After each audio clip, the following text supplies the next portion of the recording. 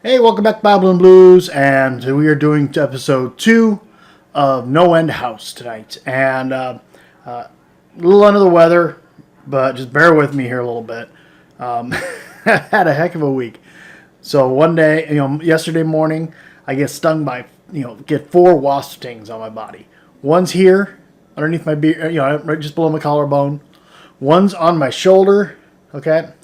And then I have another over here. Okay, so and 2 on that side, by the way. So it was a heck of a morning.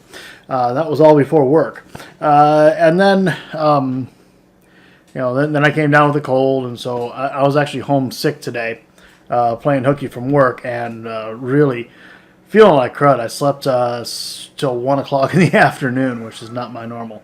But I did get a chance to finally watch No End House episode 2.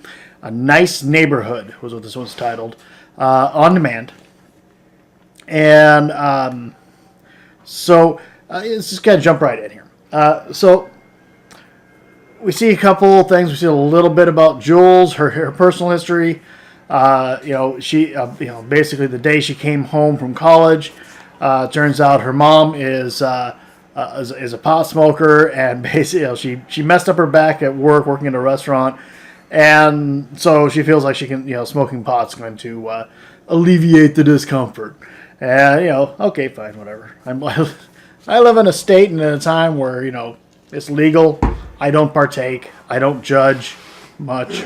So then we see Jules' room 5 scene.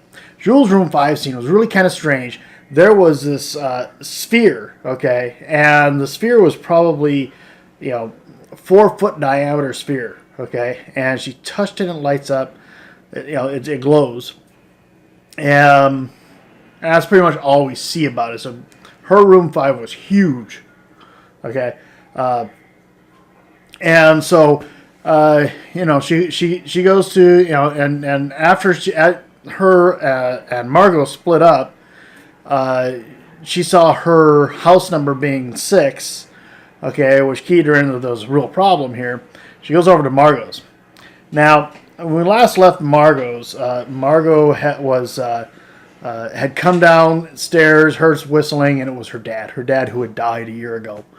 So we're going to be getting involved in that here. So then we get to Seth and JD. Now, I called him JT for the first episode. Sorry, it looks like I was wrong. It's JD. Okay, JD's really freaked out. He comes around the back of the No End House, and Seth is sitting on the front stairs, and JD's really freaked out, and he just wants to get the heck out. He wants to go home. He wants to forget this ever happened. Room 5 really messed him up, and he tried to leave, just like Margot did. She trying to exit out the back. So now he's in room 6, the alternate reality. He's freaked out. He's like, you know what? I'll call up Uber. He can't get any signal. So Seth wants to wait for the girls. Well, the girls have already walked home. Remember that, okay? So they left. It was still dark out, and now it's early morning time. So this is going to be a lot of scene jumping, go a lot back and forth. And I encountered this when I was doing Emerald City, because there are several storylines going and they flip-flop from one to the next. With Emerald City, when I did that show, I would do an entire segment, a large segment of one story before I moved on to the other one. And just when they started to kind of join in together again, that I had to do other things. But right now we're just going to do the little jump around here. So Backpack Guy, I call him Backpack Guy. I think I saw somewhere where his name is Dylan, Dylan. I don't know. I call him Backpack Guy. If you think maybe I'll hear somebody say his name and confirm that it's actually Dylan. So he's walking down the road, and he sees somebody coming up, and it's his wife. It turns out, and she's, "Oh, I'm so glad you're here." Da da da da. And he sees that shirt that you were wearing, that shirt when we met, and she says, stops, and she describes the night that they met. No longer in a panic kind of thing. It's kind of surreal how she did it. And he says, "That shirt's still hanging in our closet." He pulls out a pistol and shoots her in the head. Okay, he obviously knew that wasn't his wife. his goal seemed to be to get to this area. He's looking, I know. So, and right after he shoots the house that he's in front of, the guy comes out of the house with two bags of garbage to take to the curb. Okay, and the guy doesn't even notice that there's a body in the street. Backpack guy just keeps going. Okay, so we go back to JD. Now JD has he walked all the way home. He gets to his house and he sees first when he's looking in the window, he sees this woman in the house, this girl, and she sees him, and then somebody else comes up and it's himself.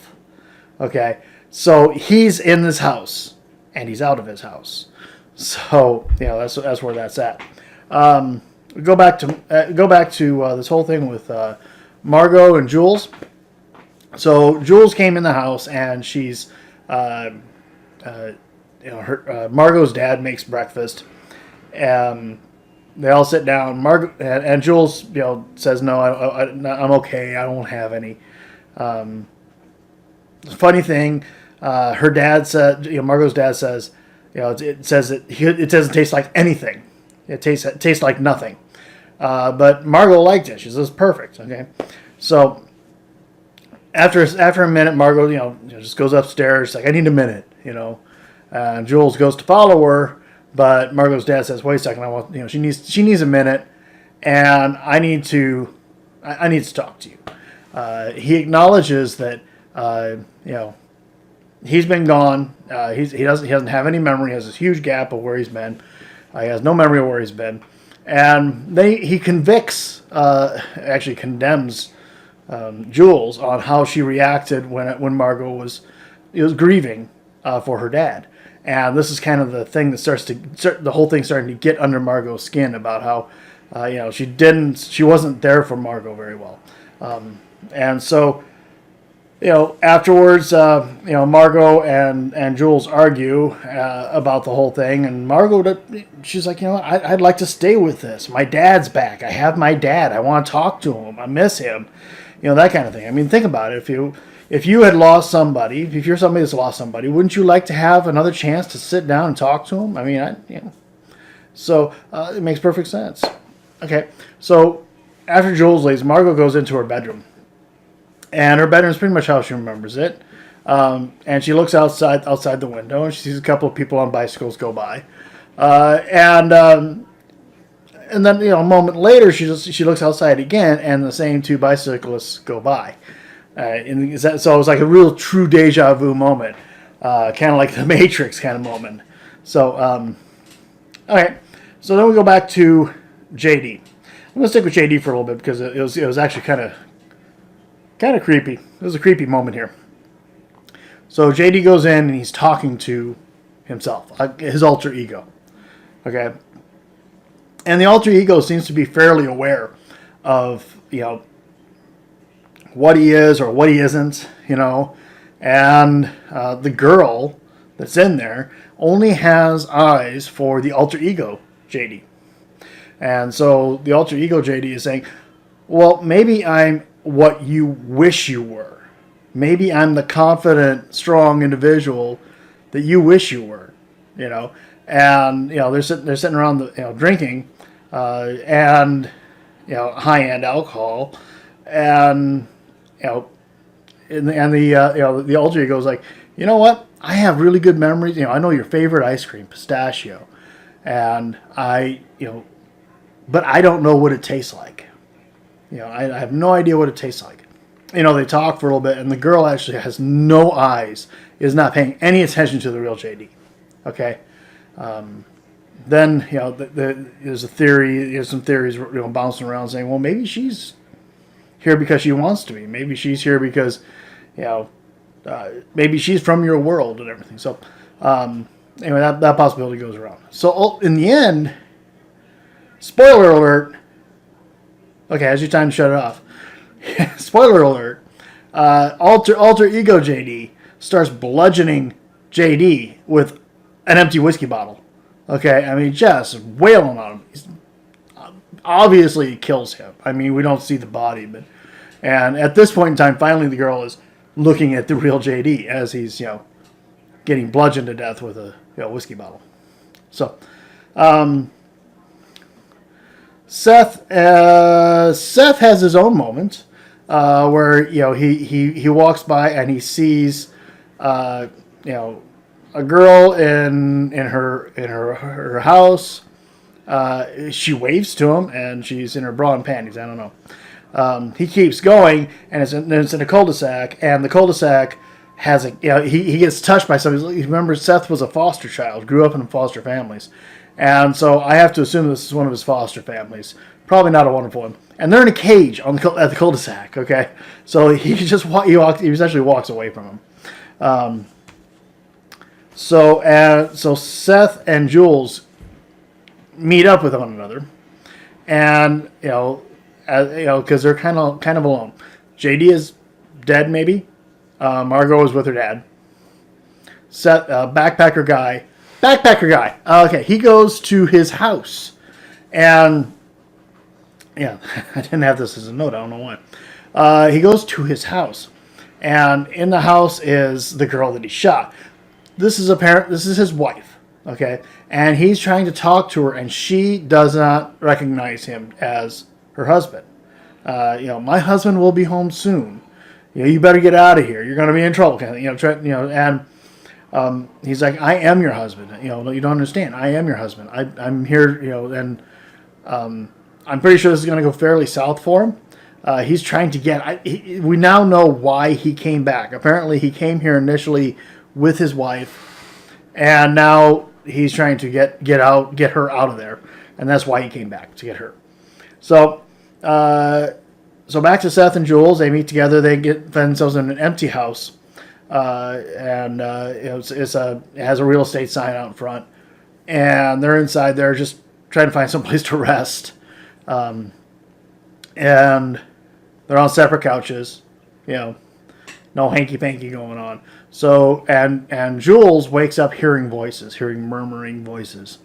She follows the voices upstairs to a room where there is, her sphere is in that room. That sphere from her room 5 is in there. And she touches it, and it lights up again, glows from inside. And we see another disembodied hand shadow inside there. And it looks like it had claws to me. It looked like a big hand, like a demon's hand with claws or something. So that was a nice and creepy part right there. And in our final scene for the night, okay, this is where, the show is getting creepy. It's, how many times can I say creepy? Because Margot's asleep in her room, in her bed, and her dad creeps in, and I'm thinking, this is going to go really south, right? He's going to kill her, this is going to be a rape scenario, or something bad's going to happen. He puts his hands on her, and you can see, they give images like he's pulling memories out of her, reading her memories of her mother. And then we see in their basement, we see this puddle of blood start to well up from a crack. And, as he keeps going, and he keeps getting more and more of the memories. And then from out of there comes her mother in a fetal position, not moving. Okay. And so I'm thinking to myself, so in order to help, solidify her in this world, they're going to give her mother too. So his mom and dad are there, in which case, perfect little circle nuclear family. But no, that's not what's happening. Dad goes down to the basement where mom is still not moving in that position. He grabs her arm and actually pulls her arm off. Okay? And inside there is it looks like, it made me think of a pomegranate actually. And he starts eating it, and apparently that's his sustenance. He's sustaining himself off of something that he pulled from her memories. So that's the end of the show. Did you watch it? Did you enjoy it? Did it creep you out a little bit? Did it make you think, geez, what if I was in that world? What kind of images would I have? What kind of fears would come out of me and manifest themselves in this world? I think Room 6 is going to be quite a few episodes. So basically the rest of the show. So is JD dead? Okay. Is he dead? Is he alive? We don't know. So stay tuned for that. The next episode actually airs tomorrow night. So I'm just getting caught up in this one here. I'm having fun with this show, and so anyway, I'm getting tired. My throat's starting to go out on me, and it's all good though. You guys have a great night. Thanks for watching. Really appreciate the fact that you're here, and make sure that you subscribe and hit the follow button. Make sure you're following me and liking and thumbs up. And if you're watching this on VidMe, there is a tip jar right there. Go ahead and leave a tip for buy me a cup of coffee. That'd be great. The equipment that makes this all happen isn't free, and I'd like to keep up with times. So if you want to throw a tip my way, I'd appreciate it. Other than that, have a great day. God bless.